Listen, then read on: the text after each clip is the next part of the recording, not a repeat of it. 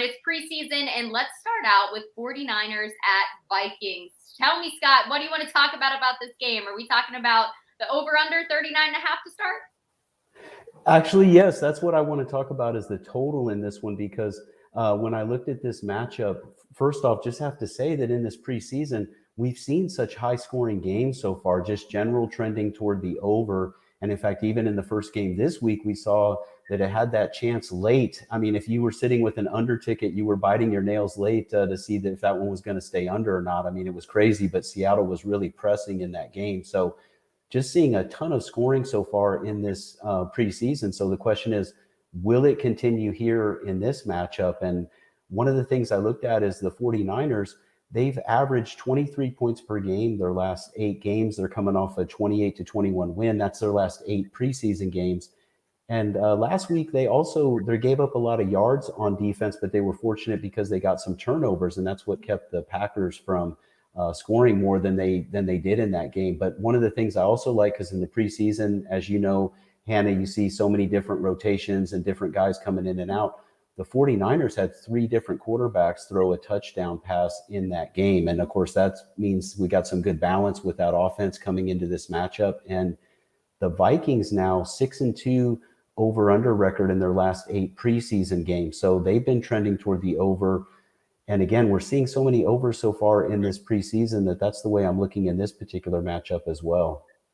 Yeah, I liked the quarterback showing for the 49ers. I think that was really promising, especially in Trey Lance. I mean, he looked phenomenal, came out very sound. So, but what you were saying was the depth that they have. That's very important when you're talking about the over here, because a lot of times you're looking at your starting quarterback and saying, well, sure, if he was playing the whole game, they're going to score a lot of points. But we've seen with all of those individuals, and like you said, with the Vikings as well, pretty high scoring so far. Now, let's talk about who's favored in this matchup. I believe it is the Vikings, right? At 4.5.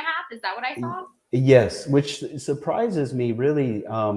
I mean, in the preseason, I tend to lean toward the dogs. Of course, you can't just can't just blindly play every dog. But to me, this is a little bit of a pricey line, especially when you look at how that San Francisco offense did play in that first game. And again, the Vikings defense also has allowed 25 points per game in their last 4 preseason games. So the Vikings defense. So again, there's some question marks there. To me, it's hard to lay those kind of points. I mean, yeah, they're at home, so you get some shading with the line because of that. And that's why we're maybe seeing this 4.5, but I can't, if I had to play the side here, I definitely would be leaning toward the dog. I mean, you see so many preseason games that are decided by 3 or 2 at tight games, and you'll get some blowouts occasionally, but I can't see one with this one, especially with the way the Niners offense was quite consistent in that last matchup. So also keep in mind, I think you're going to be able to see some Cousins in this game as well. I think he'll be back from COVID, so maybe that's why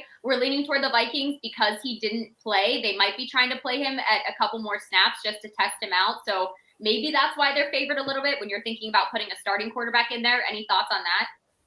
You are 100% correct on that. And here's what's interesting about that, Hannah, is that you'll see sometimes I love to fade the moves like that when they happen a lot of times, because there'll be some extra shading for that. And the thing is in the preseason, at the end of the game, it's just not going to matter that much. I mean, we're going to talk in a minute about another matchup, the Eagles game, and they were up 14-0 in their first game of the preseason. And then they got outscored 24-7 the rest of the way. So even if Cousins is out there, Vikings get some early points, doesn't mean it's going to hold up all the way. So sometimes you actually get some value the opposite way, what you would expect when something like this is happening. But you're right, there could be some extra, some extra put into the Vikings line for this because of the Cousins situation. And yet that might actually mean value on the other side. Interesting for sure. Yeah, I think that's going to be one that a lot of people have their eyes on come Saturday. But